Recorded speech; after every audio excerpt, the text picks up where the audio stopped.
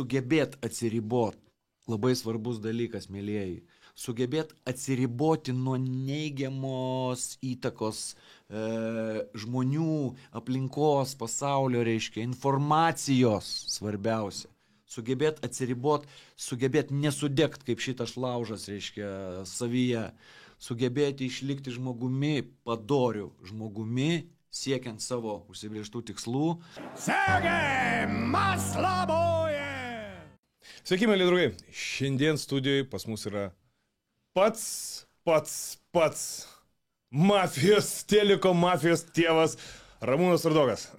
Wow. O čia tai pristatymas. Čia tai šoviai. Ačiū, seniuk. Seniuk. Tu pažiūrėk, kaip tu atrodai. Aš jaučiuosi kaip per, žinai, tardymą. Kad aš skoloju. Kad tu galvoji, kad čia karinis, stalinistinis drabužis. Čia peiliukas, žinai, čia tuktuvas. Pasiruošęs. Čia tokios manieros. Madingas rūbas. Madingas rūbas. Neslėpsiu, mėgstu madingai. Kaip mes su tam jau pažįstame kelis metus ir tai tu supranti, kad tu esi matęs mane labai daug pasipošusi treningais. Tai aš irgi dabar pradėjau daitinti stilistę, tai kaip matai, mano stilius irgi keičiasi. Džinsiukai, aišku, faina. Jo, negi komentarus, kai iš kokio bomžų žmogų virsta. Aš esu seniai matęs tave ne tik tai su treningais, ir su triusikais, jeigu ką esu matęs. Tai buvo ringė, aišku, nepalangoj plėžė. Klausyk, šiandien tu esi ne vienas, šiandien tu esi savo sūnum. Taip, Raidai, pasirodyk mums veiduką savo, atsistok, pasirodyk čia, va. O, čia pasakyk, labas, ar panašu? Ar panašus? Akinių trūksta. Au. Raidas Ramūnas Rudokas. Raidas Ramūnas Rudokas. Taip. Raidas vardą daviau aš. Ramūnu pavadino mano žmona, nes labai norėjo, kad būtų Ramūnas. Man labai visą laiką kėlė į juoką, kažkodėl tai, žinai, bet juokėsi tas, kas juokėsi paskutinis, yra tokia taisyklė. Tai aš juokdavausi iš tų tėvų, kurie savo vaikams, savo sūnums duodavo savo vardą. Savo vardą. O tu įdomu, kodėl? Kodėl juokdavausi? Jo, kodėl juokdavausi? Nes pas manęs, kaip aš pirmagimį savo laukiu, aš iš tikrųjų irgi galvojau pavadinti kaip, bet paskui buvo, žinai, tokia dilema. Kodėl? Buvo su žmona supranti, kalba tokia labai faina ir gražu, bet sako, bet jeigu turėsim antrą vaiką ir antras sūnus. Jis sako, ir antras sūnus ateis pasiklaus, tėtė, kodėl, sako, tu jį pavadinai savo vardu, ne mane? Netrodys, sako, kad kažkas yra išaukštintas, kažkas yra labiau, žinai, pažemintas ir neapdovanotas. Tai jo, čia tavo versija, žinai, mano versija, dėl ko aš juokdavausi visą laiką buvo labai paprastai. Man ypatingai atrodydavo, kad tėvas, kuris nori pavadinti sūnų savo vardu, labai myli save. Taip myli save ir ne tik iš gerosios pusės, reiškia. Taip, tuo vardu taip, aš suprantu, kad žmogus turi didžiuotis savo vardu, kuriuo jis pavadintas, yra faktas, taip. Jam tai ir tėvų, ir krikšto tėvų, ir dievų dovana visokia. Žodžiu, va, o po to, reiškia, kaip ir sakau, juokėsi tas, kas juokėsi paskutinis. Gavau atgal, žinai, ir man nebejokinga jau dabar, iš tikrųjų, man labai faina, iš tikrųjų, aš didžiuojuosi, kad mano vaikas turi irgi vardą Ramūnas, reiškia, ir jisai neš toliau mūsų giminės, reiškia, medžių aukštyn. Žinai, kaip, Ramūnai, Instagram'e yra, tipo, jeigu pas tavęs giminiai niekada nebuvo nei turtuolių, nei protingolių, nei su išsilavinimu, būk pirmas. Būk pirmas, tu būsi pirmas ir vo tavo nuo tavęs dinastija ir prasideda. Vot, Ramūnas Rudokas antrasis. Žiūrėk, paskui dar trečiasis. Junior. Ne, tai yra. Nedaug dievas rasi apšiktą, žinai, tai antrasis, trečiasis. Šitas buvo nevykęs, žinai, braukiant. Tai yra didysis, čia mažasis, yra didysis, kuris turi irgi du vardus. Jis yra Rojus Patrikas Rudokas. Jam yra 8 metai, jis jau dičkis mūsų yra, reiškia, jis yra toks jau džentelmenas skaitantis knygas. Ką vardas reiškia? Vardas Raidas. Taip. Angliškai ride. Ką reiškia angliškai ride? Tipo važiuoti, tipo varom, viską, ką galima apjot, kaip sakau, apraidint, reiškia, raidinį dviratį, raidinį lentas visokias įvairias, reiškia, snowboardų, skateboardų, kiteboardų ir taip toliau, reiškia, raidinį, nežinau ką, daug visko galima raidinti. Bet tu vardą pats išsitraukė, pats sugalvojai? Nu, čia taip jau atsitiko, galvom, kad tikrai iš R raidės turi būti stiprus vardas, tuo metu kambaryje sėdėjom aš, mano žmona besilaukė besilaukianti jau paskutiniuose mėnesiuose ir jos sesuo. Ir sesuo vartė kaip tik tai Google, skrolino stipriai per Google, o čia toks vardas, toks, ne toks, o žiūrėk, yra kažkoks raidas, keltų vardas, keltiškas vardas, reiškia, kuris, nu, šiaip reiškia stiprybę, reiškia tvarumą, tikrumą, tokį reiškia tikras žmogus, reiškia. Nes mes savo vaikų vardus sugalvojom. Aš žinau, kad aš norėjau, kad Ra būtų. Ra tai yra saulė, saulė, šviesa, amžinybė, gyvybė. Tai ir aš galvoju, ką dadėti, kur atimti, ką pakeisti, kad būtų Ra, visur Ra. Tai Ra, mir, saulės, ne pasaulio šviesa, jisai apšviečia pasaulį, šildo pasaulį, gyvybę duoda. Ra, on, Ra. Jisai yra Ra, jisai yra šviesa, jisai yra saulė. Ir Ra, ja, это Ra. Ra, ja, tai. Taip. Tai va. Tu primesk, o aš visai neseniai su vienu kolegos savo partneriu Edgaru mes registravom prekės ženklą, užpatentavom pavadinimą, kuris skamba taip. Ra Moon. Ra yra saulė, kaip sakai, Moon angliškai yra mėnulis. Ra Moon. Ramūnas, Ra Moon. Geras. O tokį šovėm. Geras.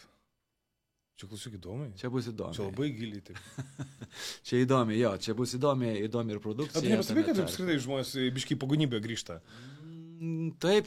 Nebe į bažnyčią, o grinai į tą, kas, iš ko mes kilę esam, jo, iš viso gamtos. Iš gamtos, teisingai, mes į gamtą turim eiti, o ne į pastatą. Tai mes iš gamtos išėjom ir į gamtą mūsų ir pasims paskiau. Mes gamtoje turim ir gyventi, o ne, reiškia, mes namuose gyvenam. Kodėl mes, norėdami melstis, dar einam į tarp mūrų užsidarom, reiškia, nebūtinai, taigi galima melstis prie laužo, galima melstis prie medžio, galima melstis, reiškia, savo dievams prie kur nori.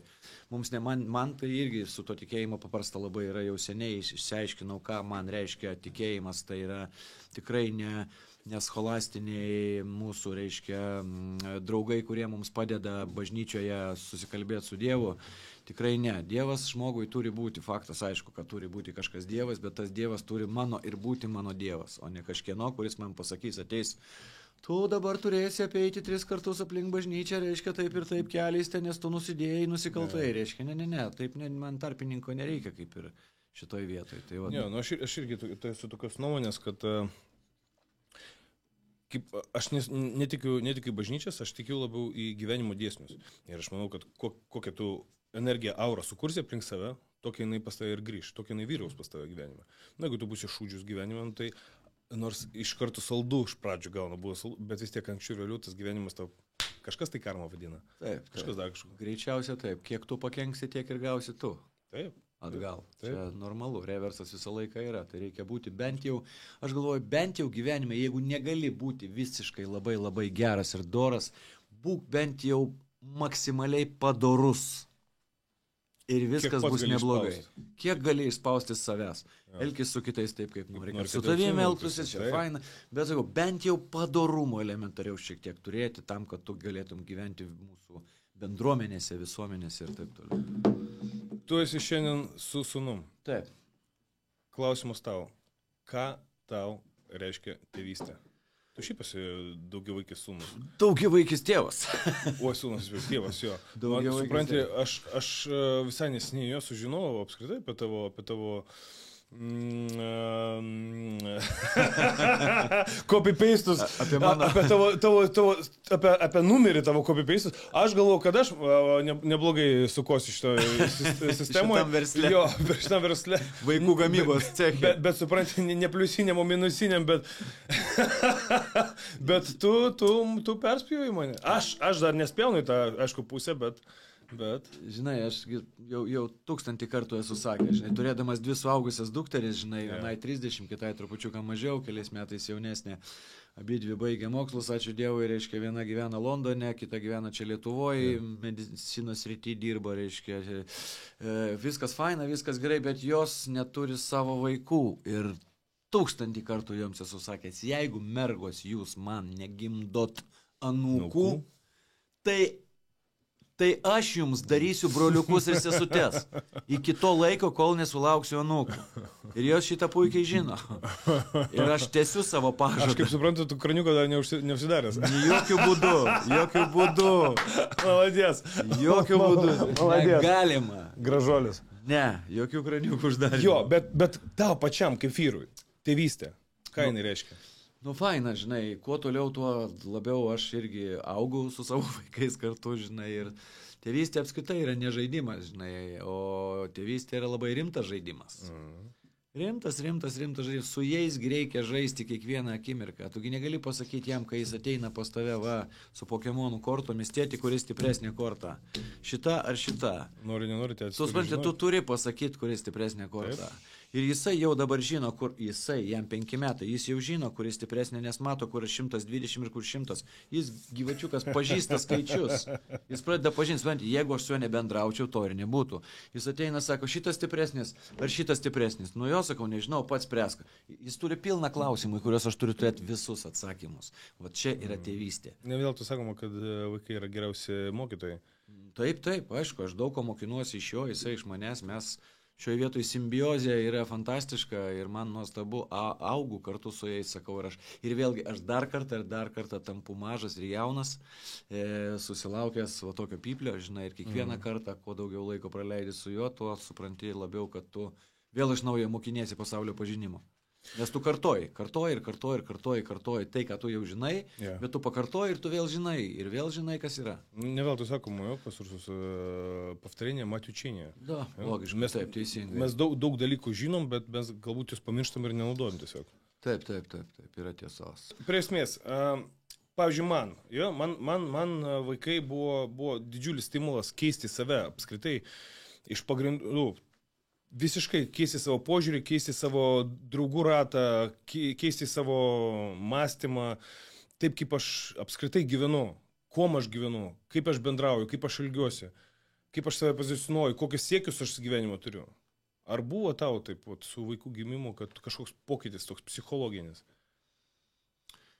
Nu, matai, psichologinį pokytį norint turėti reikia nebūti psichu, aš kadangi psichas turbūt esu visą gyvenimą. Psichinis ta prasme, kad aš neplanuoju į priekį per daug nieko ir nenoriu iš anksto visko žinoti, man nereikia nieko matyti, numatyti per daug ir taip toliau. Man užtenka mano gyvenimo tam tikro tarpsnio, kuriame aš turiu būti pakankamai tobulas, reiškia. Diena, 2, 3, 4, nu gerai, ten kažkas suplanuoja man į priekį gyvenimą, ten mėnesiui, savaitėjai. Aš nežinau, kas bus kitą dieną, žinai, todėl aš dažniausia ir nebūnu pasiruošęs, žinai, kad po vaiko staiga atsiradimo, dar vieno vaiko atsiradimo, mano gyvenime kažkas pasikeistų. Nes aš nežinau, kas turi pasikeisti, žinai. Aš visą laiką stengiausi. Pas daug vyrų tiesiog buvo toks, žinai, aš kiek šnekėjęs bendrauju su vyrais, kad toks savaime iš vidaus toks ateina toks kažkoks palaiminimas, nežinau, toksai noras būti geresnė savo versija. Gali būti, žinai, gal kažkur giliai toks ir yra, bet kadangi aš galvoju, kad aš nesu labai blogas savo, žinai, aš galvoju, kad aš vis tiek savo esu neblogas. Tai man kaip ir keistis iš esmės nebereikia labai stipriai, nes aš sakau, aš stengiuosi vis tiek tą padarumo kažkokiuose tai ribose pasaulyje gyventi, sutarti su pasauliu, kad jisai sutartų su manim. Ir išeina taip, kad keisti kaip ir labai per daug nieko nebereikia. Tai tų pokyčių, kai gimstant vaikams, kaip ir nebėra dėl to, kad, aš esu pasiruošęs naujo žmogaus ateimo ir ne į pasaulį, priimti jį, reiškia, auklėti, gyventi ir taip toliau, bet kad tai mane kažkaip dar sulaužytų, reiškia, tai, nežinau, aš tokių pokyčių neturėjau niekada, žinai, atrodo pakankamai viskas teisingai lygiai eina, gal net ir gerai dėl to, kad, žinai, visi pokyčiai, kiekvienas pokytis, kuris įvyksta tavo gyvenime, tave trupučiuką kažkaip, kaip tu ir sakai, pakeičia, bet koks. Taip. Nebūtinai tai vaiko gimimas, reiškia. Auto įvykis, daug dievė, kad geras, žinai, viskas tvarkoj. Ten koks nors, žinai, vėlgi piktas pokalbis darbe, žinai, ir ten, reiškia, su žmona kvirčas kažkoks, žinai. Tai keičia žmogų iš esmės kiekvieną kartą. Ir jeigu tu nebūsi kietas ir nebūsi stiprus šitoje vietoje, žinai, tai tave gali taip ištaškyti ir taip pradėti keisti, kad tu nebesuprasi, kas esi iš tikrųjų, žinai, kas esi pats. Tai va, tai šitoje vietoje gal, gal taip, žinai, nėra, sakau, taip paprasta, kad imti, žinai, ir va, iš esmės dabar aš būsiu ten geresnis, mažiau išgersiu alaus vakare, aišku, mažiau. su kiekvienu kartu vis mažiau, nes Ir sveikata neleidžia. jau nebe 21, man jau 22, tai kai 22, tai jau nebegali ten tiek, kiek galėjai 21. Sakyk, iš kur pas tavęs tiek energijos? Aš kiek tave matęs, tu pastoji, pum, čia, pum, iš čia šokį mašinį, kitą objektą, tuk, čia, pastoji tu esi judesi, plus dar vaikai, plus dar šeima, plus dar visokių veiklų. Tu žinai, man iš tikrųjų labai dabar sunku sėdėti čia, va, tiek laiko su tavim, sėdėti vienoje vietoje ir kalbėti. Iš esmės, aš beveik darbe nesėdžiu niekada. Aš dirbu atsistojęs, tai yra daugelis režisierių darbės žiūri į monitorių atsisėdęs, aš stovėdamas visą savo darbo dieną, tai yra nesvarbu, kiek jinai truktų. 6, 12 valandų, 24 valandas manęs aš neatsisėsiu, žiūrėdamas į monitorių, kur turiu stebėti, kaip vaidina aktoriai ir klausyti, ką jie kalba. Ne, aš stoviu ir vaikštau, tai reiškia, kad aš visą laiką judu. Tas judėjimas man turbūt ir duoda mano gyvybę visą. Aš dar plus po darbo važiuoju į sporto salę, į nuostabę savo Forum Fitness, reiškia, ir ten praleidžiu 2,5 valandos kiekvieną dieną, tas vyksta beveik 5 kartus 6 į savaitę. Aš turiu savo mankštas, turiu savo kardio pratimus, turiu savo pirtį, baseiną ir taip toliau. Aš visą laiką stengiuosi judėti. Galbūt dėl to tas varikliukas ir dirba. Aš galvoju, kad tik tai dėl to, nes jeigu tas varikliukas nedirbtų, tai nebūtų ir energijos. Tai gerai, sportas. Ką būtent tu sportai? Kas apskritai tau yra sportas? Pavyzdžiui, man tai yra savęs realizavimas, kitiems žmonėms tai yra pabėgimas nuo kasdienybės. Treti tiesiog jie nori kažkokį gauti rezultatą, nes jie tam pasimavyti prieš mergas nori. Jo, Sergejau, tas pasimavyti prieš mergas tai yra labai fainas dalykas, žinai, bet tik tai ten į sporto salėje, ten, kad tu ten labai prisimaivisi, žinai, nebent labai jau kačiokas kietas esi, gražiai pasikačialinės. Tai tada fizinė forma tavo gražiuose metuose, tai nepasakys, kad blogiausia. Normaliai viskas su ta forma, viskas tvarkoja, presas matosi, galėsiu parodyti. Būtinai. Ko mes čia susirinkom? Tai, žodžiu, sportas man iš tikrųjų yra gyvenimo, mano pusė gyvenimo. Jeigu aš nejudėčiau, tai sakau, varikliukas jau seniai būtų, sakyt, kaip rusiškas žodis geras, zabarachlilbai. Reiškia, pradėtų kalt po trupučiuką tie stumokliai, reiškia, bet ne, reiškia, neleidžiu savo šito, žodžiu, sakau, mano pusė gyvenimo yra judėjimas ir sportas, sporto salėje aš turiu savo, kaip ir minėjau, reiškia, savo rutiną. Pabėgimo dalis taip yra, kadangi aš daug laiko savo darbo dienoje praleidžiu bendraudamas mažiausiai su ten nuo 10 iki 20 žmonių, reiškia, kiekvieną dieną. Ir visą laiką komunikacija vyksta nuo 7 valandų ryto iki, sakykime, kokios 3 valandos dienos, visą laiką vyksta komunikacija. Tai įsivaizduok, man reikia pailsinti ir galvą, ir balsą, ir taip toliau. Tai mano kardio mankšta yra valanda, 45 minutės ir valanda, maždaug taip reiškia. Aš pasidedu savo kompą ant kardio treniruoklio, reiškia, slidžių tokių, reiškia, ir 5 minutės ar valandą, priklausomai nuo gero filmo, kurį užsidedu, tada aš va tenai prapuolu, aš dingstu. Plius dar vienas dalykas, aš manau, kad aš šiek tiek tobulėju kiekvieną kartą ir profesiškai, dėl to, kad aš žiūriu vis tik tai filmą, arba gerą serialą, kurį pasirinku tuo metu, studijuoju jį, kaip ten vyksta procesai, arba filmą kažkokį gerą, pasiimu vėl studijų. Tas nepatinka, kitą užsimetį, reiškia, žiūriu. Kartais netgi užsimetu dar ir pasižiūriu kitos dienos planuotę, kaip man pavyks nufilmuoti ar kitą siužetą ir taip toliau. Bet aš atsijungiu nuo bendravimo. Man nereikia jokio komandinio sporto. Vienintelis komandinis sportas, kurį aš galiu pasirodo, dar galiu žaisti, tai yra pliažo tinklinis. Pliažo tinklinis. Kur 2 prieš 2, būtent pleškė, tikra pleškė. Tai va, ten 2 prieš 2, tai yra rimtas žaidimas, fainas, reiškia, pakankamai nusikali greitai, bet nėra tiek emocijų, kiek jeigu aikštelėje stovėtų 5 žmonės arba 6 tinkliniai aikšteliai ir visi emocijas savo skleistų. Ten jau nebeįmanoma yra žaisti. Net prie pingpongo stalo 1 prieš 1 dar žaisdamas, dar, bet kai 2 prieš 2 pradeda žaisti, viskas katastrofa. Emocijų tiek, aš nenoriu tų emocijų. Atsakomybė yra prieš partnerį? Man nereikia tų emocijų žaidime, ta prasme. Aš mėgstu sportuoti ten, kur man nebereikia išsikrauti, nes aš jau būnu išsikrovęs. Man kaip tik reikia nusiraminti ir susikaupti. Va tai yra geriausia, žinai, va tai yra sportas. Bet aš žinau dar, kad tu dar kaitoji. Jo, vat kaip tik buvom prieš porą savaičių ir vėl Raudonojo jūroje teko ne pirmą jau ir turbūt ne paskutinį kartą.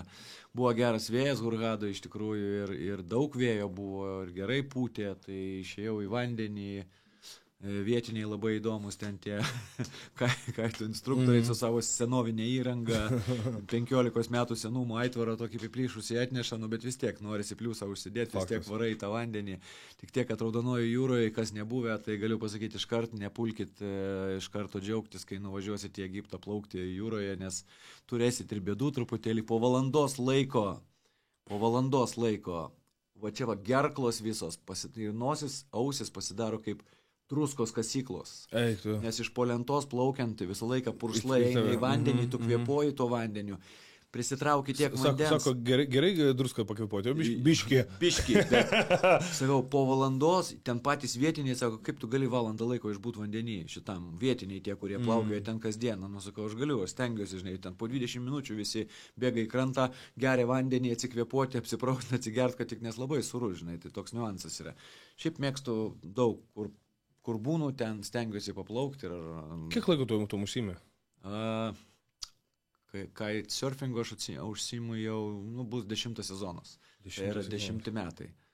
10 metai, po metų laiko, pakaitavęs metus laiko, susipažinęs su viskuo, kas yra kaitavime, išlaikiau tokią instruktoriaus tarptautinę kategoriją. Geras. Jo IKO vadinamai International Kiteboarding Association. Ir organization, atsiprašau. Taip, pas tai jau galima pamokų paprašyti. Taip, bet aš nemokinu, žinai, aš toks išsilaikiau tą kategoriją tam, kad kai manęs paklausė kur nors pasaulyje, kur nors nuvažiuoju pakaituoti, reiškia, klausė visi, kokio levelio tu esi, kokio tu lygio kaitioras esi, reiškia. Nu, aš pasakau, mano numeris 75700, žinai, taip. Gali pažiūrėti. Paklauso, o ką čia reiškia, sakau, IKO, tai sakau, IKO reiškia organizacijos, mano instruktorius numeris toks. Įsiveda į kompą, tu instruktorius, okei. Šipšašum, pan. Žodžiu, klausimų nebeturime. Nebekyla klausimų, niekur tau visą įrangą duoda, nesiparina niekas dėl to, kad tu ten plauki, reiškia, visi pasitikė, supranta, kad tu nieko nesugadins, neužsimuši. Tai nuo kelių metų tu pradėjai? Tai vat prieš 10 metų. Prieš 10 metų tau buvo 40... taip ir buvo apie 45-6 metai kažkur. Tai sako, kad... Taip. Kur tas amžius tada? Aš nežinau. Kur čia visi save... Taip, jau po 30 kažkelių metų jau save taip daužo, neįmanoma, sunku, reikėjo nuo vaikystės čia. Taip, kaip aš galėsiu, jo čia irgi tie, tu kaituoji, ateina 50 metų. Nes tada yra reikalų. Vyrukas toks, žinai, kad čiokas sportininkas, tu savo Rama, aš mačiau, tu kaituoji, man tai turbūt jau vėlų, žinai, visas toks prisprogęs, kad čiokas, jam vėlų, jau vėlų, sakau, kur tavo galva, blemba, tau niekas nevėlų. Vyriausiams kaitiorams Lietuvoje, poniai Marijai Budienė, jei nežinau, gal turbūt ten jau gerokai virš 70 turbūt ten viršui. Jos vyrui irgi, reiškia, ten apie 80 turbūt metų jie dar kaituoja. Eiktu. Taip. Ir jie išmoko, kai jiems ten buvo apie 65, gal 70.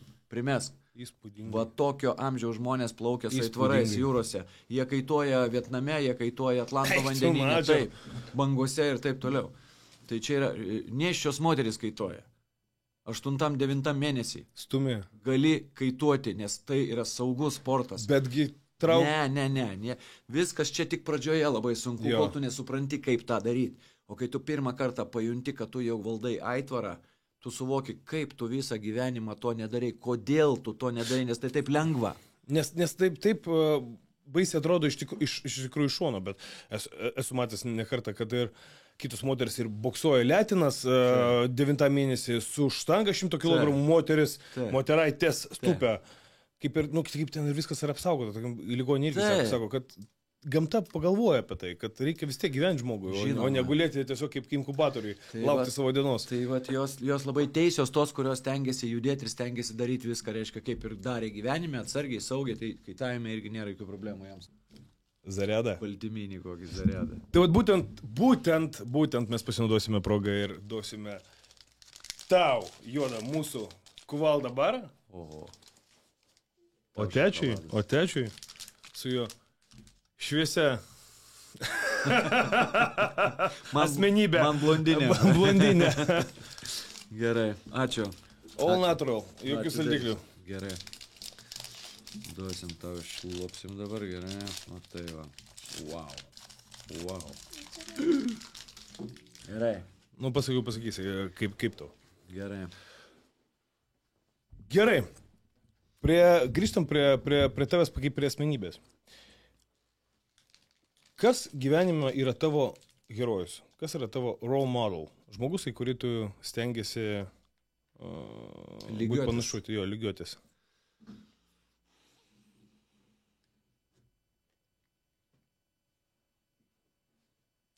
Baisiai sunku visą laiką atsakyti į šitą klausimą, žinai, kas yra tavo tas kumyras, tavo didvyris, tavo, kaip tu sakai, tas main kažkoks, tai reiškia dievukas. Žinai, gyvenime turbūt... Nes mes vis tiek esame kūriniai daugeliu žinai, žmonių. Vis tiek iš daugelių žmonės yra pasodinę sėklą į mus. Žinai, pasakyčiau paprastai labai aiškiai, reiškia, aš visą gyvenimą jaučiau, kad aš kalbu, elgiuosi ir darau daug dalykų labai panašiai į savo tėvą. Eiktų. Kuris jau yra amžinuose medžioklės plotuose, daug metų netikėtai išėjo, gan dar jaunas, sakykime, reiškia žmogus. Tai vat visą gyvenimą, aš visą gyvenimą jaučiau net nuo paauglystės labai, kad mano manieros, mano kalba, mano, reiškia, tas ūmus charakteris, mano, reiškia, mano tas pomėgis trupučiuką griežtai pasiginčyti, o po to atsiprašyti, reiškia, visų už emocijas ir taip toliau. Čia visą tai aš perėmiau iš savo tėvo ir aš tą viską turiu. Ir dar lygiuotis į kažką man kaip ir nebebuvo reikalo, aš net apie tai niekada negalvodavau. Kad vat aš noriu būti toks, vat, pavyzdžiui, vat, už tavęs matau Mike'ą Tysoną, žinai. Galvoju, kiekvienas boksininkas, žinai, turbūt normalus tikrai supranta, kad čia yra dievas, reiškia. Bokso dievas. Šitas žmogus tikrai, žinai, ką jisai pasiekė gyvenime su visais nuopoliais ir pakilimais ir taip toliau, ir lygiuotis į jį tikrai verta, žinai. Tai aš neturiu už nugarą savo ar priekį savo akise, reiškia, kažkokio tai super aktoriaus, žinai, super herojaus, kuris būtų mano super dievas ir aš jį norėčiau lygiuoti, žinai. Yra daug žmonių, kurie man patinka, ir, sakykime, aktoriniai charakteriai ir darbai, žinai, patinka. Pavyzdžiui, tai senoji visa mokykla amerikiečių kino, žinai, Robertas De Niro. Aš laikiau šitą Robertą, nes nekartą girdėjęs, kai tu būtent jo vardą paminėjai. Tai va, tai dažnai miniu iš tikrųjų, nes tai yra, Robertas De Niro, aišku, tai, sakyčiau, taip, mano būtų turbo, wow, žinai, ten koks nors iš jaunesnės kartos, ten tas pats Bradas Pittas, kuris, žinai, yra suvaidinęs labai daug įvairių vaidmenų, žinai, jisai niekada nevaidina savęs, jisai visą laiką kūrė charakterį, kažkokį personažą, jie labai įvairūs ir įdomus visą laiką buvo. Tomas Kruzas, kuris niekada nekūrė, jisai visą gyvenimą vaidino save ir jam nusišikt ant to, ką jam kas nors sako, jisai visą laiką yra Tomas Kruzas. Bet ir tai yra gražu, nes jis taip gerai tai daro, kad gali atsiklaupti ant kelių ir pasimelsti. Kaip tu įtikinamai ir fainiai vaidini šitą dalyką, žinai, nekurdamas nieko. Gal jis viduj ten labai susikūrė tą personažą, žinai. Al Pacino, žinai, senosios kartos. Tai yra kažkokie, tai, žinai, vėlgi, tai yra mums visiems žinomi per daug ir tai ne viena man yra jie geri, kaip ir tau lygiai taip pat jie fainiai yra, žinai, bet tai... Yra faina lygiuotis į tuos, kurie tikrai profesionaliai, mano akimis, yra pasiekę savo gyvenime labai didelės aukštumas, ne profesiškai, vėlgi. Gyvenime kaip į žmogų, sakykime, daug maž kaip ir paaiškinau, reiškia. Dabar galim pakalbėti ir apie dievybę, žinai, kažkokias tai, į ką tu galėtum lygiuotis ir kas tu norėtum būti per charakterį, žinai. Tai turbūt, kad mano būtų turbūt tikrai ne Dzeusas ir ne Poseidonas graikų mitologijoje, reiškia, aš būčiau turbūt greičiausia Prometėjas, žinai, tas norintis tą paaiškinti, padėti, tą ugnį atnešti, šviesą tą duoti, reiškia, sujungti, suvienyti, kad visiems būtų gerai, kad visiems būtų faina, kad nebūtų problemų. Maždaug tokį darbą tu ir atlieki. Tai va, supranti, tas labai tampriai susiję, reiškia, su režisūra kažkur tai yra, žinai, ir su mano darbu. Padėks, nu. Ir su mano darbu, žinai, su darbu komandoje ir su tokiu būtent su filmavimo aikštelės darbu. Bet tu komandinis žaidėjas šiaip? Šitoj vietoje tikrai taip. Man būtinai reikia atiduoti pasą, kaip sakyti, reiškia, padavimą ir gauti pačiam, vėl atiduoti, vėl gauti ir taip toliau. Faktas. Nes vėlgi toksai, nėra labai dažnas atvejis, kai žmogus ir už kameros stovi, žiūri, stebi ir tuo pačiu dar aikštelį pabėgioja. Tai čia, žinai, čia vėlgi daug kartų Sergejau kalbėta, žinai, apie tai įvairiuose vietose, tas, žinai, buvimas ir ten, tai multidarbas yra multidarbas, arba tu jį gali dirbti, arba tu jo negali dirbti, žinai. Nuo ko tu labiau kaifuoji, man įdomu? Būti kūrybinis procesas ar vaidybinis tas? Pasiruošimas pastatymui kino ir televizijos filmo, reiškia, pastatymui yra didelis darbas. Režisūra jau veiksme irgi yra darbas didžiulis, reiškia, aktorinis ten, kuris yra jau kadre, reiškia, dar kitoks darbas. Visa tai yra darbai, visa tai yra, kaip sakau, multidarbas, kurį tu padarai per visą kūrybinį procesą. Aš neišskiriu nei vieno ir kito, nei trečio, reiškia, nei pasiruošimo, nei scenarijų ten reikalų, nei pasiruošimo pačiam darbui režisūriniam, su operatoriais. Aš turiu žinot viską. Jeigu aš nežinau, kokiu objektyvu, kiek milimetrų, reiškia, 15, 16, 18, ten yra 20, ar ten, reiškia, 50 ar 120. Jeigu aš nežinosiu, kokio objektyvo, kokio stambumo ir bendrumo objektyvo bus filmuojama ta ar kita scena, tai man bus ne kaifas ir ne komfortas. Aš turiu žinoti, kokiu objektyvu filmuojamas tas ar kitas epizodas ir aš tą turiu jau žinoti į priekį. Man jau nebereikia mano operatoriams sakyti, ką jie turi pasiimti, kokį objektyvą užsidėti ant kameros, kokie vaizdai turi būti, ar stambiau žmogų nufilmuoti, ar bendriau, reiškia, ir taip toliau, panorama, ar dialogui, reiškia, aštunkė vadinam, daug niuansų, daug visokių dalykų. Jeigu aš šito nežinočiau viso, tai man tada galbūt būtų ir blogiau visą šitą situaciją. Bet šiaip iš šono, žinai, kaip yra, žiūrint į sportą, nieks nenori būti treneriu, visi nori būti sportininkais, žymiai sportininkais. Tai lygiai tas pas, žiūrint į kino industriją, nieks nenori ten užstovėti už tos kameros ir žiūrėti ir reguliuoti, ką aš dabar atvirkščiai kaip tik žiūriu. Visi nori aikštelėje bėgioti. Tai tau kaip tik yra kaifas visas šitas kūrybinis procesas. Tai, matai, kaip save galėtum... Faina, aš realizuoju save ir ten, žinai, man faina sukurti visą šitą procesą, kad jisai veiktų. Ir man faina ir dalyvauti jame irgi. Tai gal savotiškas toks, vėlgi, žinai, kiekvienas aktorius yra ekshibicionistas savotiškas, žinai, mėgsta, kada jį žiūrėtų, žinai, žmonės.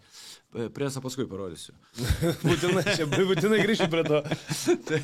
Tai va, tai reiškia, tai irgi yra tas potraukis, reiškia, vaidybai, bet vėlgi, visas bendras procesas suteikia daug daugiau malonumo, reiškia, ne tik tai kažkokios jo dalys atskiros. Vėlgi, tai va čia turbūt labai svarbu, žinai, kad turi būti pasiruošęs visada padaryti viską, o ne tik tai kažką. Kas sukūrė tave, Ramūno Rudoką, jeigu žiūrint į vaikystę?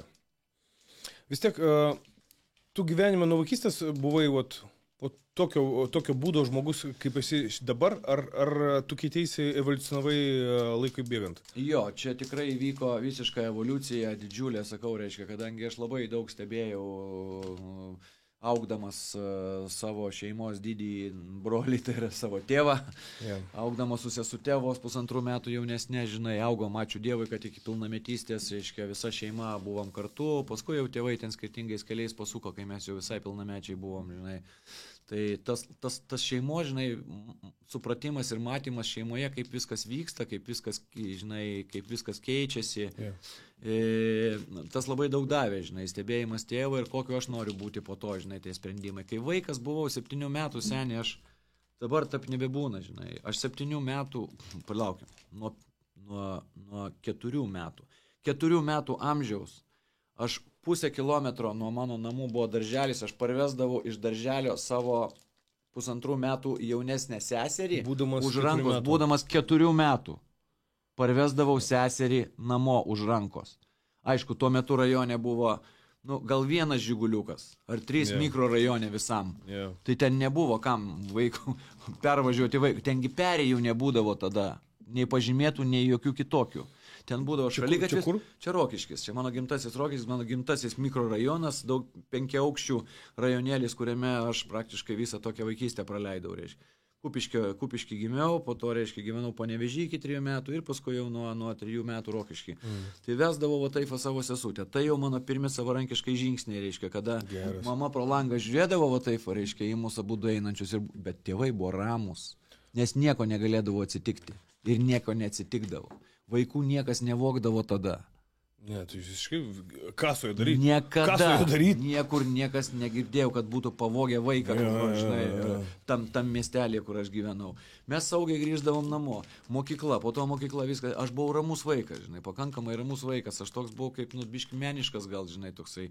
Mama mano su kultūros sritim visą gyvenimą dirbo, tėvas buvo statybos inžinierius, po to verslininkas, reiškia, vieną iš pirmųjų kooperatyvų privačių atsidarė statybos, reiškia, ir pardavimų Lietuvoje, toks verslus buvo žmogus, reiškia, medžiotojas didelis ir taip toliau, fainas.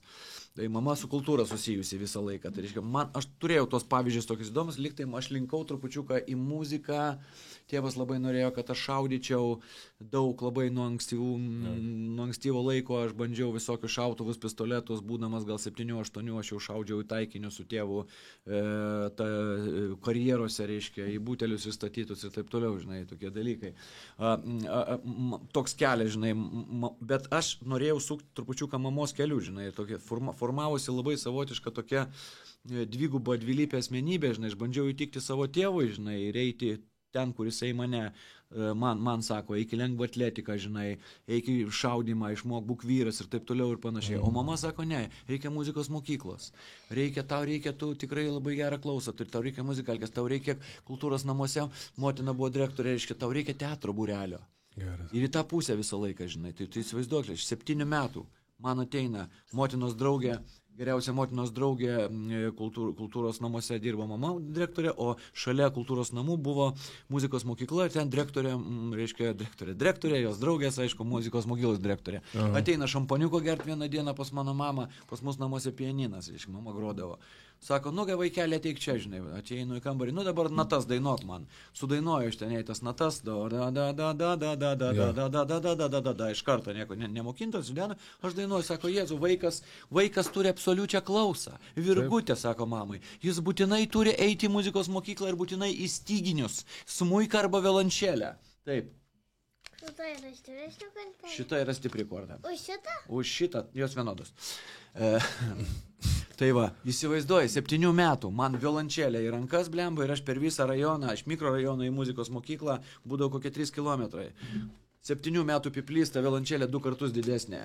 Žiemą, vasarą. Geras. Va taip va, klibinkščiuoji, nes autobusas ilgai važiuoja, nebespėsiu į mokyklą, žinai. Vos įsigrūdi ten ją, žinai, autobusą padėdavo žmonės, tą čia įsivaizduok. Ir aš mokiausi 5 metus, po 5 metų mane išmetė galų gale, bet neišmetė iš mokyklos, nes motina draugė su ta direktorė draugė. Kodėl? Kodėl? Todėl, kad aš nesimokiau katastrofiškai, nenorėjau mokyti, aš norėjau, kad mane išmestų. Aš pastatydavau violončelę, tėvų miegamojo durys, aš pastatydavau violončelę taip, kad kai jie atidarytų duris, kad violončelė kristų ir kad jinai suduštų. Va, iki tokių dalykų darydavau. Aš norėjau atsikratyti to instrumento. Vat šito aš ir norėjau pasiklausti, nes dažnai būna taip, kad tėvai verčia vaikus eiti kažkokius pildyti savo neišsipildžiusios svajonės. Ir suprantate, ir vaikai dažnai būna, nelaimingi auga. Auga nelaimingi. Atrodo, kiti galbūt netgi sėkmingi, bet nelaimingi. Tai vat baigiu atsakyti visą šitą klausimą, žinai, sakau, formavosi, labai dvigubai formavosi ir pas mane viskas tokia meninė pusė ta vadinama ir ta kietoji, tokia tėviškoji šaulio, sportininko, reiškia, kietuolio tokio, reiškia, nesusitaikančio, kovojančio tokio vyruko, reiškia, ne? tokio boso tokio, žinai. O čia staiga menininkas. Tai vat ant kiek aš stengiausi bėgti nuo tos violončelės ir vėliau nuo kitų muzikos instrumentų. Aišku, atsirado gitara mano gyvenime, kur aš tikrai greit išmokau groti ir groju iki šiol, viskas fain, man patinka. Neprievarta, aš galiu daryti tai, kada noriu, o ne tada, kai reikia kažkam. Paraleliai buvo muzikos mokykla, reiškia nuo pat 7 metų. Muzikos mokykla, dramos teatro būrelis, kultūros namuose, kur motina dirbau. Čia privalomai turėjau tą eiti būtinai. Plus tai buvo šaudimo treniruotė, kulkinio šaudimo įbėgant į taikinį, ten toks šernas bėgioja, reiškia. Vėlgi, nuo ten kažkokio 8 ar 9 metų. Ir lengvoji atletika. Iš pradžių, blemba, ką aš ten turėjau, aš nežinau. Ietį, man atrodo, kažkodėl tai mane vertė ietį mėtyti, nors man visai nesinorėjo tos ietės mėtyti, žinai. Tai buvo taip, kad aš visą savaitę po mokyklos nusimetu krepšį, pasiimu violončelę, tai muzikalkę. Ten pist kažkur nusimetu. Iš viso vienas su kitu nesusiję. Visiškai, absoliučiai, va tokie dalykai, supranti, tėvus. Turi būti sportininkas ir turi būti šaulys. Turi būti kietas, mama, dramos būrelis ir muzikos mokykla. Ir einu per kiemą, kiekvieną dieną einu per savo kiemą, kur su chebra patys 7-8 metų būdami pastatėm metalinius vartus, įbetonavom į žemę, padarėm futbolo vartus. Geras. Seni, su viskuo. Su atramom, kad tinklas įsitemptų, su viskuo. Aišku, biški mažesni tokie, nes mes maži buvom. Mes nesugebėjom su tinklu. Tai tu supranti, kokį mes turėjom. Ir jie hebra žaisdavo, visi hebra iš visų kiemų susirinkdavo, komandų žaisdavo, o aš varau į muzikos mokyklą. Toks būdavo, žinai, tokia izmėna. Tai va tokia aš visą tą vaikystę tokia, bet paskui įsigydė viską, žinai, liko viskas ir muzikalkiai, ir dramos būrės, viskur pradėjau suspėti, tik tai va tas toks biški pasiplėšimas buvo tik pradžioj, paskui aš supratau, kad čia galbūt ir formuojasi mano asmenybė, kad man reikia ir šito, ir to, ir ano, o kodėl ne? Aš tikrai nebūsiu niekada ten kietas ietės metikas, aš jau supratau, nes aš negalėjau numesti tiek, kiek numesdavo mano bendramžiai, kurie lankydavo rimtai tik tai vieną šitą ir viskas. Tik tai treniruotės įvairios, aš mačiau, kaip augo jų raumenis. Man neaugo taip tie raumenis, dėl to, kad aš papildomai neužsiiminėjau tuo. Aš tuo metu grojau, kol jie kačialinosi, reiškia, būdami vaikai ir toliau svaidė ietis 20 metrų toliau negu aš. Aš supratau, kad bet mane šitas sportas irgi motyvuodavo stipriai, kad aš turiu. Tai čiagi ne komandinis sportas, kur supranti, ką šie ten dar gali nosį pakrapštyti ant toliuko atsisėdė, žinai, kol kiti žaidžia. O čia su įrankiu tu vienas turi susitvarkyti. Ir psichologija, ir visą kitą. Aš visą tą praėjau, žinai, jau per kelis metus. Paskui, aišku, ten buvo ir daugiau visokių ledo ritulys, ten rimtas irgi sportas, kuriame jau kaip komandoje man patiko dalyvauti labai daug metų irgi užsiimti tuo. Iš kovos menų irgi pragazas. Jo, tai aišku, tengi buvo, dėjo mano ir dziudo, ir karate, tų piplių laikai, žinai, ten 10 metų, tau 11, kai kažkas tik užgirsta, kad čia, kažkas karate atidarė kažkokia Rusija, žinai, iš tikrųjų ten kažkas iš kažkur atvažiavo, žinai, dar ne vietinis, koks iš kito miesto, kažkoks jaunas bachūras, kuris tikrai ten jau yra, žinai, čia iš karto pa žmonių. Wow, ir visą prasidėjo. Dar tos halatos, kaip aš vadinu, apsimanote iš... Taigi čia brusly. Kimonokai ateidavo, žinai, tai ten visi tokie, žinai, nieks daugiau kimono ir neturėjo, tik tai vienas treneris, žinai. Tai va, tai tokių visokių, aišku, buvo visko daug, žinai. Tai sakau, formavosi ilgai ir formavosi, bet aš sakau, aš jau tada suvokiau, kad man praktiškai visko to reikia, kad man tikrai tas ir anas dalykas padės gyvenime. Ir iš tikrųjų, su muzika aš visą gyvenimą einu, kokia tai forma bebūtų, ar tai dainavimas, ar tai kažkoks grojimas, ar tai kažkoks tai teatras, muzikinis, miuziklai ir taip toliau. Visą laiką su muzika koja kojon. Plius, reiškia, visą tai, ką aš gavau iš sporto, sakykime, ir to individualaus sporto šakų, žinai, kuriomis užsiminėjau. Aš manau, kad tą kietumą tokį, žinai, ir tą užsispyrimą davė. Svarbiausia, kad jeigu jau pradėjai, tai daryk ir neabejok. Svarbiausia, neabejoti savo tiesa ir savo tikslu. Va čia yra pats svarbiausias dalykas ir aš to linkiu visiems klausytojams, kurie yra dabar ir su mumis. Jeigu tu jau pradėjai, kad ir tu klysti, jeigu tai netrukdo kitiems žmonėms, kurie aplinkui tave gyvena ir tą pačią veiklą vykdo ar ne, jeigu tai jiems netrukdo ir nekenkia, jeigu tu užsispyrė ir nori kažką padaryti, daryk. Ir padaryk iki galo. Ir tu padarysi. Vieną kartą padarysi, visada padarysi. Jeigu nepadarysi pirmo karto, reiškia niekada ir nebus. Sėdėsi ir lauksi, kol padarys kiti. Taip, yra toks posakis, kol tu galvoji, juk kiti daro. Teisingai? Nu taip ir yra, kol tu galvoji, kiti jau netgi būna padarę. Nes idėja viena ir mintis pati nevaikšto viena. Labai gerai yra Elonas Muskas pasakęs, kaip bebūtų apie jo charakterį, daug visokių gandų sklando, kad... Jisai savotiškas žmogus. Jo, kad, pavyzdžiui, patentai žlugdo pasaulio vystymasi. Labai gerai, teisingas atradimas visiškai. Tu įsivaizduoji, jeigu Amerikoje net taip gerai veiktų patentų biurai ir nebūtų tiek pripatentuota nesąmonių, žmonės sugalvoja, pavyzdžiui, kad, kokią nors ultra pakuotę šokoladukui, reiškia, bet ir nuleidžia rankas, užpatentuoja ir neišvysto. Ir nepagamina tos ultra įmantrios pakuotės šokoladukui, kurie atsidaro, pavyzdžiui, padarius va taip, ar ne?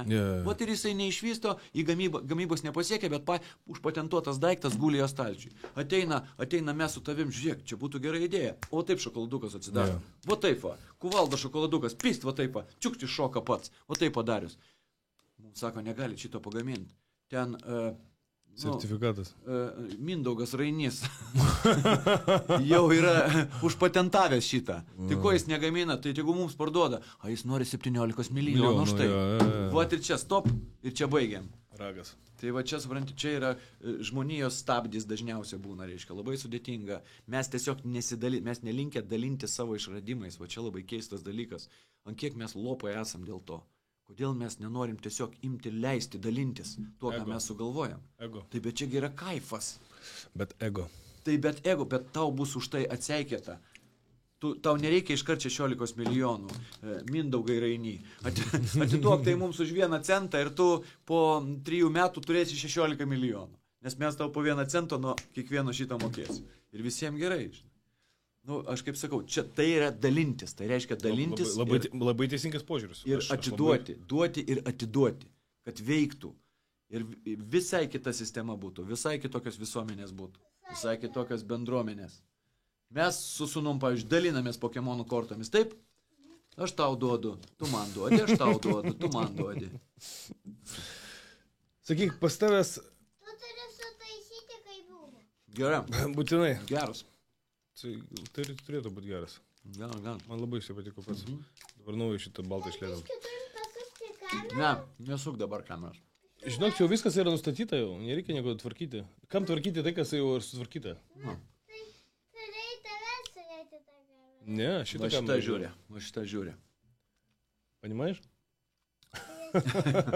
Kapiš? Tai tau pasisuksiu. Nu, turiu paklausti vieną klausimą. Paklausk. Ar žiūrėjai Slovo paciną? Ir va tos laikus tau priminė kažką tas filmas? Nes daug su ko kalbėjęs, ypatingai vyresnio amžiaus žmonės visą laiką sako, blemba, sako, taip ir augom. Tu žinai, aš turbūt labai gerai dar atsimenu. Irgi kaip mes augom, kas vyko, žinai. Aš aišku, ne Vilniuje, ne Klaipėdoje, ir ne Kaune, ne Šiauliuose, ir ne Panevėžy gyvenau, žinai, kas tuo metu, ir nekalbant apie Maskvą. Savo turėjo. Jo, turėjo, bet, sakau, nedideliuose miesteliuose žinai, to banditizmo, būtent atvirai sakant, reiškia, to banditizmo tiek daug nebuvo. Jo buvo ženkliai mažiau ir jis nebuvo taip matomas, žinai. Aš sakau, tu, žinai, to banditizmo, berniukų banditizmo, paauglių banditizmo tokio, žinai, vėliau jau vyresnių tokių, žinai. Pas mus, mano bendruomenėje, sakykime, mikrorajono bendruomenėje, ten, kur gyveno keli tūkstančiai žmonių, žinai, jeigu kažkas pasakydavo, kad kažkas atsidūrė kalėjime, tai čia būdavo, kaip? Mes praktiškai, ką tokio reikia padaryti, kad atsidurti tenai, supranti, sovietmečių, įsivaizduoji, ką reikia padaryti. Tai čia vienintelis kelias tai būdavo, kad tu reiškia, kažką prieš politikus pasakėjai, reiškia, pasakėjai arba padarėjai tokio, kad prieš partiją, reiškia, jo, ir kad tave pasodino dėl to, kad tu esi ne mūsiškis. Ten nieks net negalvodavo, nesuvokdavo, kad galima kažką pavogti. Man atsimenu, pavogė mergaitė tokia, reiškia, apie tą mergaitę norėjau papasakoti labai įdomi, reiškia. pavogė dviratį, žinai, tokia mergaitė, tokia, kaip dabar Bieliauskaitė, pavardė jos atsimenu, gal Zita net vardas. Jinai pavogė mano ereliuką dviratį, reiškia, kurį man padovanojęs buvo naują telaitį, mano dėdė man padovanojo, reiškia, įsivaizduok. Aš su juo gal porą mėnesių pavažinėjau, pastačiau, o pastatydavomgi tos dviratukus. Tiesiog prie tvoros. Taip, bėgi ten, jokios tvoros prie namo net nebūdavo. Tai būdavo, kaip tie narveliai vadinami, reiškia, įėjimai, reiškia, į laiptinės, ne? Suolelis, privažiuoji, mes 4 aukšte gyvenom, privažiuoji, atrėmė į tą suolelį, žinai, užbėgi atsigert vandens ar ką, išbėgi, sėdi ir važiuoji. Ir tų dviračių ten visur, va taip vamėni, visi žinojo, kieno tie dviračiai. Ten tie tūkstančiai žmonių gyvendami, jie visi žinojo, kieno dviratis. Kas tai durniai šovė į galvą? Jinai atėjo, atsisėdo ir nuvažiavo su mano dviračiu. Ta prasme, ir negražino. Palau, hebragi matė. Taigi matė visas namas. Kas vyksta. Taigi Tengi vis tais laikais babcės vis laikai prie langų sėdėjo. Visi mato ir mano draugai ten kažkas, žiūrėk, Bieliauskaitė važiuoja. Kamerų nereikėjo tais laikais. Su Ramūno dviračiu važiuoja, žiūrėk. Ten jie išgaudė iš karto, Jėzu. O atėmė tą dviratį, aišku, parvarė man atgal, viskas gerai, bet tai ta pana, čia nepaprasta istorija. Ta mergaitė, jinai buvo gal metais vyresnė turbūt, negu aš, reiškia, mokykloje. Jinai buvo davusi į kaulus turbūt tokio panašaus amžiaus bičiams beveik visiems mokykloje. Vat jinai buvo fighterė, visiška. Prie jos neprisiknysdavo niekas. Ten būdavo tik tai bent vienas žodis, ar neduok dievė patempsi jai ten už sijoną, ar už kur nors, reiškia, už plaukų, tik tai pliuchą prasileidė ir viskas. Nėra palauk. Aš nežinau, kas ją mokino ar auklėjo. Jokioj treniruotė jinai kartu niekur nebuvo. Bet pliuchas laidė patikėk tai. Reakcija pas ją, aš esu su jie susidūręs, susilaužęs ranką. Tai buvo labai paprasta. Man labai įdomu. Jinai supainiojo, matyt, kažkas ten buvo, mes ėjom į klasę. Kažkas ją gal stumtelėjo, kažką padarė. Jinai atsisuko ir man pliuchą iš karto, bam, aš prasileidau. Ir aš net nesupratau, iš ko aš gavau, nes buvo būry žmonių, žinai. Ir matau, čia kažkoks veidas kažkieno ir aš kairę ranką moju, matau jau jos veidas, jau įsigandau, kad čia jinai, žinai. Net nesupratau, kam, nes aš gavau iš karto automatiškai eina atgal. Kažkas pasitraukė ir aš tą ranką į sieną. Bam, smūgio stipraus nebuvo, žinai. Pakračiau už tą ranką, čia visi suėjom, dar čia nieks nesuprato, kas čia per susistumdymą, žinai, bam, aš toks sėdžiu, matematikos pamoka, aš matau tą ranką, mano tinsta, va tokia pagalbė. Suprantu, kad skylė, iš tikrųjų. Išleido mane, mama atvažiavo, pasiėmė, nuvežė, į gipsą sutvėrė, viskas tvarkoja, reiškia, paskui tik išsiaiškinom su ta panelė, kad ten ne aš buvau, reiškia, panelė. Ten bachūras, ten ne panelė. Ne jinai labai stambiniai didelė buvo, tiesiog tokia, sausa ir stipri, žinai, ne pagal metus turbūt. Žodžiu, situacija tokia. Bet po to, kaip man padėjo tas gipsas senė, aš tapau fighteriu visišku. Aš praktiškai atkerščiau visiems, kurie mane muždavo, skriausdavo ir taip toliau. Muždavo į to gipsu? Nes man čia buvo apsauga mano. Primesk. Stoikiai iš karto, va taip va. Su skydu. O kartais va taip specialiai stovi tik tai tau, reiškia tik tai most ranka, bam. Kiek rankų atsidaužydavo hebra, iš tikrųjų, man tai gerai buvo viskas. Ir čia buvom taip, visiems buvo netikėta. Apie šitą dar pakalbėsim, nes čia reikia gelbėti žmogų. Apie muštynės. Nu tai va, tai čia mano... Kiek tau tekdavo vaikystėje dalyvauti tokiuose?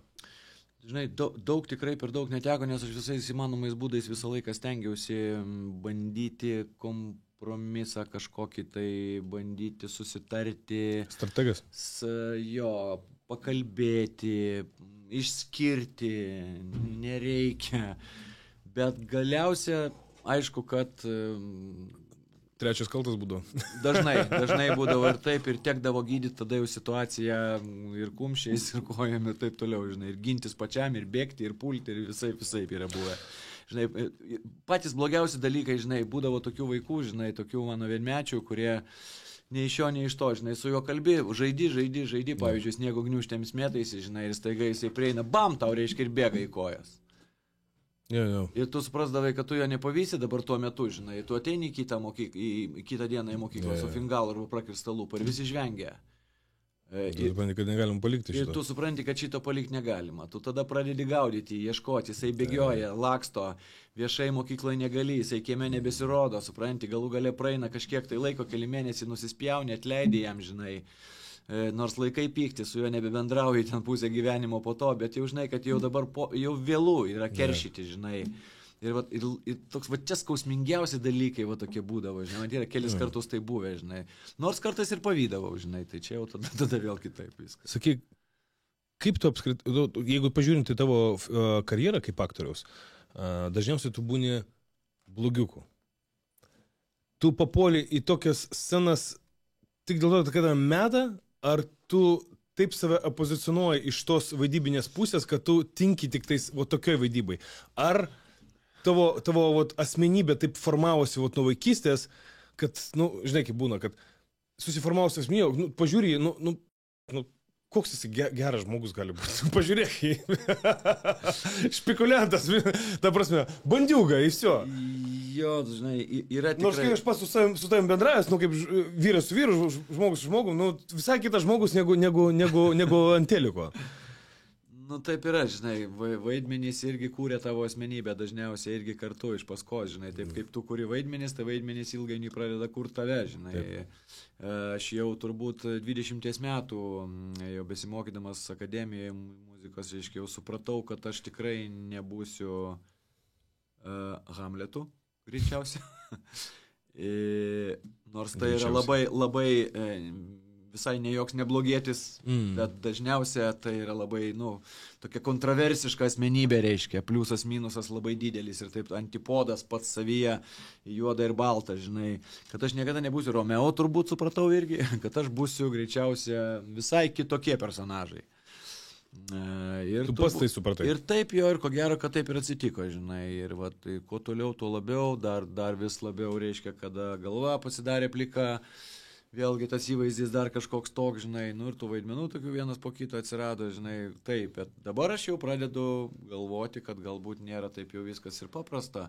Aš paskutinėme mūsų seriale, kurį dabar kaip tik tai baigiam jau filmuoti, Sniego skonis, serialas, jisai vadinasi, jį mato dabar jau žiūrovai, reiškia, tai mano personažas joks ne bandiuga. Per kurį galima žiūrėti? Kai dabar GAU3 ir per TV3 jau rodo kiekvieną dieną 4 kartus per savaitę, jis jau yra. Tai reiškia, ten yra labai fainas, normalus, paprastas verslininkas, rimtas žmogus, tėvas, vyras, meilužis ir nieko bendro su gangsteriniais pasauliais jokiais neturi ir taip toliau, žinai. Visiškai kitoks personažas. Reikės būtinai rasti laiko jam. Tai reiškia, jis toks... Vien pažiūrėti į tave iš kitos pusės. Tai va. Klausyk, o tu vis tiek tą vyriškumo tokia, žinai, ugdai savyje. Kokį patarimą duotum savo sūnums iš vyriškos pusės? Kaip juos mokintum to būtent vyriškumo? Kaip juos mokini būti vyrais? Kokie yra patys pagrindiniai principai? Žinai, turbūt kažkada, žinai, mano žmona labai gerai mane subarė iš tikrųjų, kai aš pasakiau savo verkiančiam sūnui, nebūk boba, neverk. Žmona man labai tiesiai pasakė, niekada daugiau taip nesakyk savo vaikui, nes verkia ne tik bobas. Ir iš tikrųjų, labai geras pasakymas būtų toks, visai ne bobos iš tikrųjų verkia, o verkia žmogus, kai jam skauda, kai jam blogai. Aš tau kliūnu praėjęs, aš suprantu apie ką tu. Tai va, ir reiškia, verkti tai nereiškia, kad tu esi, kaip sako, boba. Boba tai yra perkeltinė prasme, aš nesakau apie moterį taip. Vyras dažnai sako boba, sakydamas, reiškia... Silpnesnė. Silpnesnė kažkokia būtybė negu vyras, reiškia, ar ne? Tai čia jokių būdų nenorim įžeisti moterų suprantamų būdų, ar ne? Tai čia labai geras pasakymas ir aš manau, kad taip ir reikia, žinai, stengtis auklėti savo vaiką, leisti jam, kai reikia juoktis, leisti jam, kai reikia verkti, kai jis nori verkti. Leisti jam, kai jisai nori būti kietas, pasitikintis savim ir leisti jam, kai jis nori būti palūžęs. Jisai viską turi praeiti. Pereiti ugnį ir vandenį tam, kad tapti plienu. Nes joks plienas neužgrūdinamas be ugnies ir be vandens. Tai reiškia, kad jis turi patirti daug, Ir šilto ir šalto. kad tapti grynų savimi. Aš nekalbu apie dugną. Nebūtina pasiekti dugną tam, kad pakilti į paviršių patį. Tikrai nebūtina atsispirti pirštų galiukais į patį dugną, kad tave kažkas už plaukų ištrauktų arba pats įsikapstytum. Tikrai to nebūtina. Nereikia sekti kitų pavyzdžiais. O tas kietas, žiūrėk, tas kietas mano draugelis, kaip jisai visus čia varto, kaip jisai čia daro biznį, kaip jisai čia vagia, kaip jisai čia grobia, kaip jisai čia užmušinėja, kaip jis kokios pasimašinos, kiek jisai babkių turi, kaip jis kalėjime sėdi. Supranti, čia nereikia tokių pavyzdžių sekti tokiais pavyzdžiais. Kas ant kiekvieno kieto yra kietesnis ir nebūtinai kumščiais ir nebūtinai galva. Galbūt pomėgiais, potyriais ir taip toliau ir panašiai. Galbūt kultūra vidinė, žinai, čia labai paprasta. Tai vat, negalima mokytis iš kitų klaidų. Pabaigsiu. Nesugebant mokytis iš savo, bet geriau nesimokyti iš savo klaidų, nes labai gera mokytis iš svetimų. Labai gera, bet neturint tos patirties, neturint tos skausmo, nes yragi 6 žmogaus poreikiai, kuris jisai privalo patenkinti. Tai vienas iš poreikių kiekvieno žmogaus, nesvarbu kokio, mes visi norim stabilumo. Teisingai, mes visi norim jaukumo, stabilumo, kad žinot, kad tai yra kur grįžti, kad yra viskas supakėta, kad turim ką valgyti, kad šeima pasirūpinta, nieks neserga ir taip toliau. Antras yra atvirkštinis variantas - įvairovė, nestabilumas, problemos. Mums jų reikia. Kaip mums jos beužknistų, kaip mums atrodo, kad jos būtų gyvenimą ir žilą plauką išspaudžiančios, bet mums jų reikia, nes kitaip augimo nebus. O tai augimas yra dar vienas žmogaus poreikis, kuris privalo būti tavo gyvenimą, jeigu tu nori būti laimingu žmogum. Iš čia ateina klausimas, ar Ramūnas Rudokas yra laimingas žmogus? Duok vieną. O. Kairė rankis, taip iš kairį huką. Klausyk, aš pasakysiu, aš laimingas žmogus esu matydamas šalia savęs laimingus žmonės. Čia gal ir banaliai pasakiau, bet šitų namo nenusineši, bet galėsim pasižiūrėti nors kitokių. Sergejus tau tikrai padovanos kažkada geras bokso pirštinės. Gerai, kad tu turėtum jas, okei? Okay? Jeigu ypatingai pradėsi sportuoti, tai ne tik pirštinės. Bintus ir šortus viską paorganizuosim. Tai va, tai aš esu laimingas, Sergejau, tikrai esu laimingas, nes esu apsuptas laimingų žmonių. Aš tikiuosi, tikiuosi, kad tai, ką aš sakau, yra tiesa, žinai, ir kaip bebūtų visi, kurie su manim nelaimingi, yra ne su manim. Niekada nereikalausiu, kad tie, kurie nelaimingi, būtų su manim. Jeigu aš kažką blogai darau tiems, kurie yra nelaimingi šalia, tai tegu jie geriau susiranda geresnę vietą. Yeah. O toliau labai tikiuosi, kad būsiu ir toliau laimingas, nes vėlgi, žinai, labai gerai čia Justė Arlauskaitė Džiazu pasakė kažkuriam čia straipsnėje, esu laiminga, nes pasirinkau tokia būti. Labai gražų žodžiai iš tikrųjų. Tai vėlgi, aš dar perfrazuočiau trupučiuką šitą pasakymą, esu laimingas, nes pasirinkau toks būti ten, kur esu. Va. Taip. Ne. Tai va, o tu? Ar aš? Taip, ar esu laimingas? Ar tu laimingas? Taip, aš galiu pasakyti, kad aš esu laimingas žmogus, nes aš kadaise išdrįsau būti savimi. Ir aš apie tai ne vieną kartą pokalbėse esu sakęs, kad vaikystėje augdamas aš bijojau atsiverti, bijojau būti savimi, aš bijojau apskritai savo nuomonę turėti.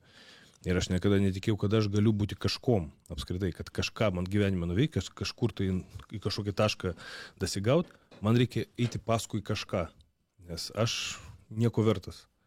Gali būti, kad tai auklėjimas buvo. Gali būti kažkur tai spaudimas, galbūt perspaustas buvau, galbūt daug skriaudžiamas buvau. Bet laiku bėgant, aš supratau, kad nėra neįmanomų dalykų. kad jeigu padarė tai kažkas, gali tai ir tu. Nu jo, čia faktas. Ir netgi visas šitas, ką mes šiandien su tam darom kalbam, kad rodom žmonėm, kad jeigu Ramūnas Rudokas iš kažkokio miestelio galėjo tapti Lietuvos vienu garsiausių vardų kino industrijai, tai gali bet kas. Jeigu tikrai to labai labai norės ir bus pasiryžęs atiduoti visą savo širdį tą veiklai. Nu, ačiū tau, čia pakėlė labai, aš pasirodo vienas garsiausių vardų, seniai, nu, ne, čia žiauriai. Nu, tai čia ir yra taip. Nu. Jo, ačiū tau, žinai, ačiū tau už pokalbį. Šiandien mes mūsų jo podcast'e, palauk, kieno čia podcast'as, blem, aš nesvarbu, tu toks kietas laidos vedėjas, kad aš neturiu ką tau pasakyti, bet tu užduodi klausimą, matot, kad tu jau viską pasakėjai, žinai. Tu iš tikrųjų labai fainas ir tu labai, labai gerai daug viską, tikrai, nu, tiesiog fainiai, užtikrintai, čempioniškai moki tvarkyti su savo šito, ką turi, žinai, čia. Ačiū tau labai. Bet aš visgi turėsiu tau dar kelis klausimus paskutinius. Gerai. Kuriuos aš užduodu visiems žmonėm, kurie užsuka čia.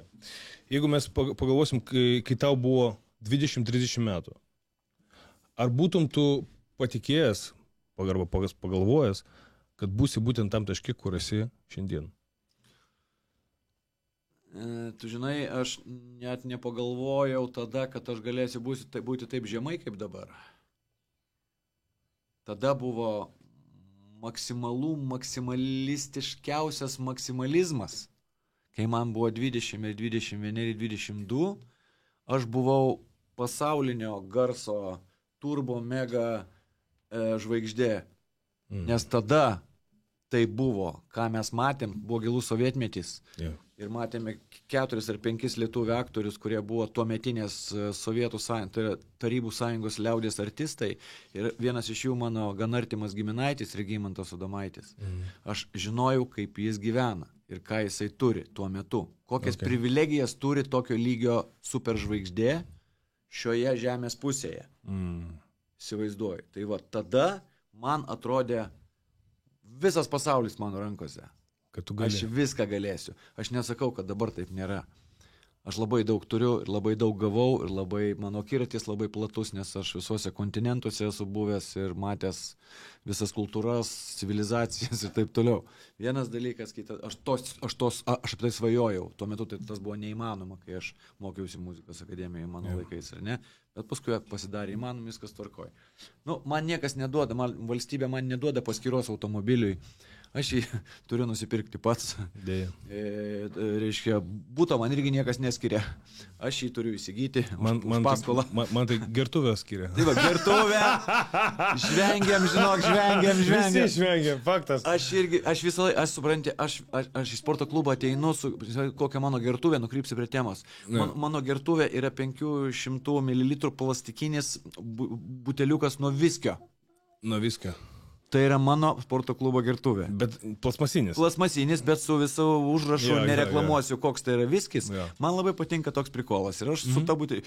Ten žvengia hebra susirėsdami. Va čia tai gertuvė, sakau, ir man kaip Sergejų Muslabojų padovanojo. Nu tas pats. Tik pilna, ja? Tas pats. Man tai tuščia. Tai va, jam kaip sportininkui, sakau, tokia paprastesnė, man tokia, žinai, už nuopelnus Lietuvai. Klausyk. Jeigu tu galėtum, pasvajokim, jeigu tu galėtum grįžti į būtent tą laikotarpį, ką tu savo patartum?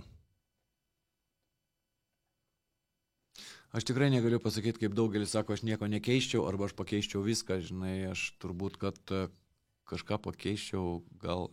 Ką galėtum savo pasakyti, taip žiūrint į save 20 metį? Nu, va žiūri, žinok, į save ir taip, kad turbūt, nu, reikėjo būti dar konkretesnių ir reiklesnių savo ir kitiem daug anksčiau, žinai. Turbūt gal savo daugiau, gal, nežinau. Aš gyvenu labai įdomų ir fainą gyvenimą, žinai. Dabar sakyti, kad aš kažką daryčiau kitaip, kažką keiščiau, nemanau.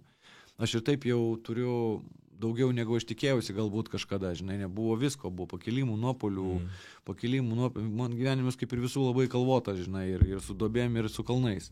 Tai aš nežinau, kur aš esu dabar duobėj ar ant kalno, bet man atrodo, kad netgi jeigu aš netgi jeigu aš dabar ir esu duobėj, tai yra man labai didelis kalnas. O jeigu kažkam atrodo, kad aš ant labai aukšto kalno, tai tegu nesvaigsta jiems galva, nes man jinai nesvaigsta jau seniai. Gražu. Kur tu save matai po 10-20 metų? Ispanija, Alicante, ant jūros kranto normaliai. Turiu prieš save monitorių ir per atstumą Lietuvoje filmuoja filmą, o aš per mikrofoną aiškinu, kaip vaidinti, kur atsistoti aikštelėje, rūpinosi, kur operatoriams atsistoti, čia prodiuseriui kažką dar paaiškinu, kaip jam organizuoti darbą, online aktoriams aiškinu, kaip jiems vaidinti, pats guliu prie savo baseino. Aš šitą noriu pasiklausti, tu sėdi ar vis dar stovi? Ne, aš tada prigulęs guliu, nes tik krosą prabėgęs, iškelsiuosi ir kartu statau per atstumą, online dirbu, reiškia, per atstumą ir va, čia mano svajonė būtų. Gražiai, mes visi turim svajoti, kokios betrodytų šiandien, bet mes visi einam link ten. Tada paskutinis tau klausimas, ne klausimas, o prašymas galbūt. Gali minutę už pagalvoti, į šitą kamerą pasakyk, kokiam žinutę šiandien norėtum palikti mūsų klausytojams.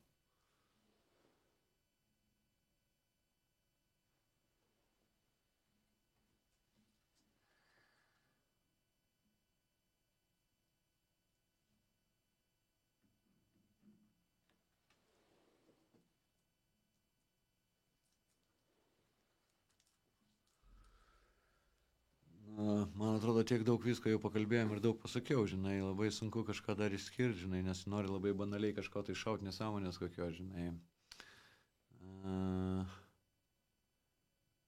Prisiminant tave jauną, tavo kelionę, tavo kritimus, tavo pakilimus.